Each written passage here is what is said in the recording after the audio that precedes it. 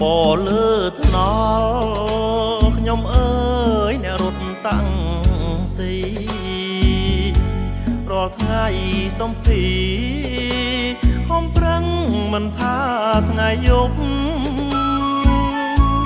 បុណ្យទានតូចធំក៏ខ្ញុំមិនដែលហ៊ានឈប់តស៊ូសន្សំសពគ្រប់ក្រែងថ្ងៃមុខជីវភាពបានប្រែ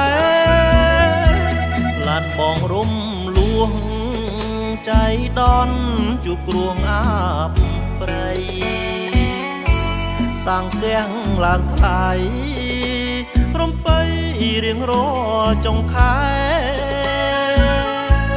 វិបត្តិចង្រៃ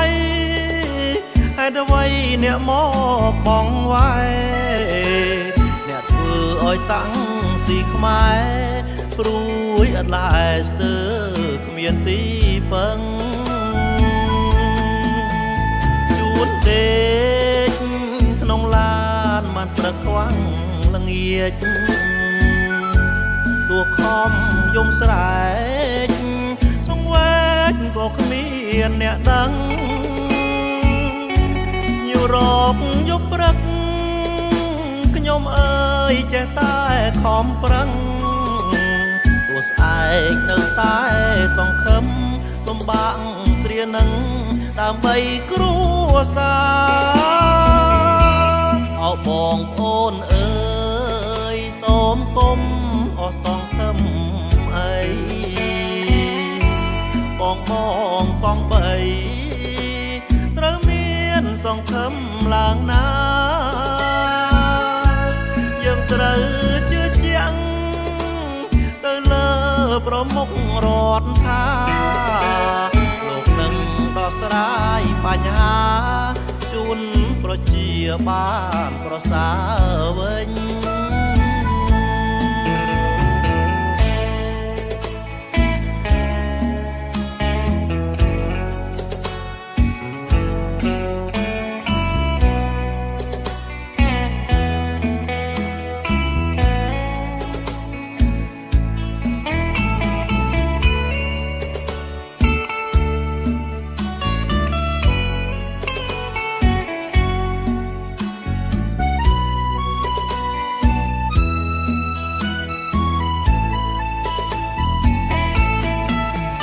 ជួនដេកក្នុងឡានបានព្រឹកខ្វាំងល្ងាចទួខំយំស្រែកសង្វេកក៏គ្មានអ្នកដឹងញូរកយប់ព្រឹកខ្ញុំអើយចេះតែខំប្រឹងទោះស្អែកនៅតែសង្ឃឹមលំបាកគ្រានឹងដើម្បីគ្រួសារអោបងប្អូនអើយសូមគុំអស់សង្ឃឹមអីបងកងបីត្រូវមានសង្ឃឹមឡើងណាយើងត្រូវជឿជាក់ទៅលើ